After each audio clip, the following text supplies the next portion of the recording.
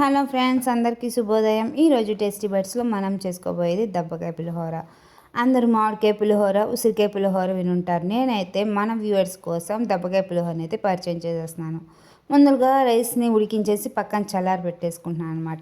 తర్వాత ఇప్పుడు పోపు కోసం స్టవ్ ఆన్ చేసి కడాయి పెట్టుకొని అందులో ఆయిల్ యాడ్ చేసుకొని పోపు దినుసులు, పచ్చిమిరపకాయలు, ఎండుమిరపకాయలు, పల్లీలను వేసి చక్కగా వేయించుకోవాలి. అందులో పసుపు, ఇంగువను కూడా యాడ్ చేసేసుకొని వేయించుకోవాలి. తర్వాత మనం ఉడికించి చల్లారబెట్టుకున్న రైస్ని కూడా యాడ్ చేసుకొని తర్వాత కరివేపాకు, రుచికి సరిపడేంత ఉప్పును కూడా యాడ్ చేసుకొని మొత్తం కలిసిపోయేలాగా కలిపి వేసుకోవాలన్నమాట.